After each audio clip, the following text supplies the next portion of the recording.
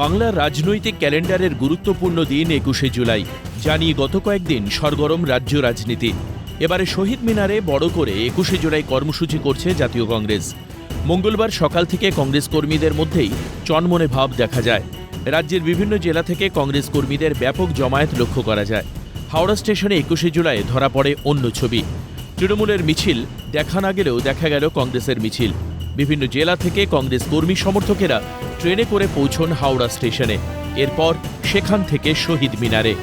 রাজ্যে পালাবদলের পর ২০২৬-এর ২১শে জুলাই শহীদ দিবস ভাগ হয়ে যাওয়ায় হাত শিবিরের উদ্দীপনা এবং ভিড় অনেক বৃদ্ধি পেয়েছে। এই বিশেষ অনুষ্ঠানে দেখা যায় কংগ্রেস নেতা অধীর রঞ্জন চৌধুরী থেকে প্রদেশ কংগ্রেস সভাপতি শুভঙ্কর সরকার, কংগ্রেস সাংসদ ঈশা খান চৌধুরী, কংগ্রেস নেত্রী মৌসম বেনজির নূর সহ আরও অনেককে। অনুষ্ঠান মঞ্চ থেকে কংগ্রেস সাংসদ ঈশা খান চৌধুরী জানান, কংগ্রেস ক্ষমতায় থাকলে তবেই সকলের অধিকার রক্ষা হবে। কংগ্রেসের আসার দরকার, কারণ কংগ্রেস আসবে তো সবার অধিকার থাকবে। যে কোনো দলের মানুষ, যে কোনো ব্যাকগ্রাউন্ডের ধর্ম, যে কোনো ব্যাকগ্রাউন্ডের লোকের অধিকার থাকবে। সাধারণ মানুষের জন্য লড়াই করছে একমাত্র কংগ্রেস, জোরালো মন্তব্য ঈশা খান চৌধুরীর। আপনার জন্য লড়াই করছে কে? শুধু আমাদের পিসিসি প্রেসিডেন্ট কেস করেছেন, অধীর বাবু কেস করেছেন, আমি কেস করেছি। যারা কেস করছেন, যারা লড়াই করছেন দিলীপ ভোটারের জন্য, এসআইআর জন্য, সেটা হচ্ছে কংগ্রেস। ৩০ লক্ষ মানুষের জন্য আমরা কেস করেছি, আমরা লড়াই করছি, কংগ্রেস লড়াই করছে, আর কেউ নাই।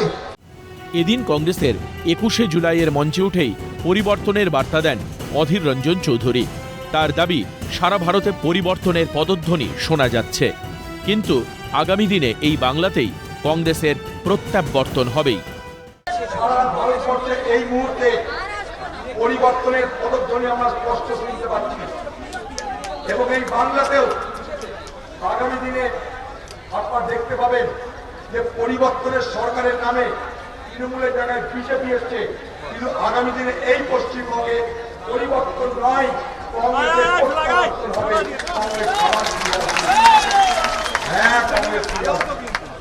কংগ্রেস ফিরে আসবে।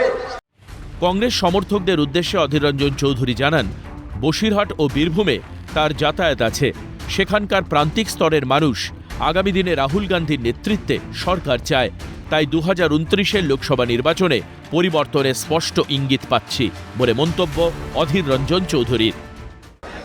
বর্ধমান গেছিলাম, তারপরে বসিরহাট গেলাম।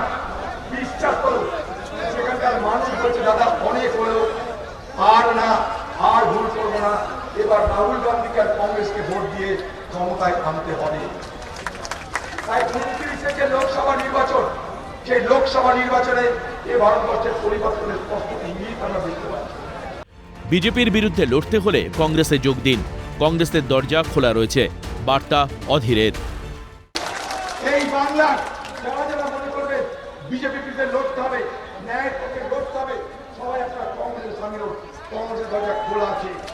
কংগ্রেসের ২১শে জুলাইয়ের উদযাপন ঘিরে বিজেপির বিরুদ্ধে একরাশ অভিযোগ তুললেন শুভঙ্কর সরকার।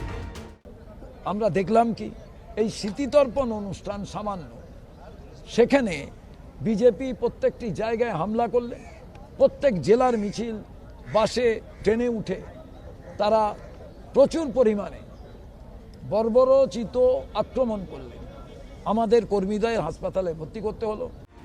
সব মিলিয়ে এদিনের সভাতেও তৃণমূলের প্রতি অনেকটাই সুর নরম ছিল জাতীয় কংগ্রেসের।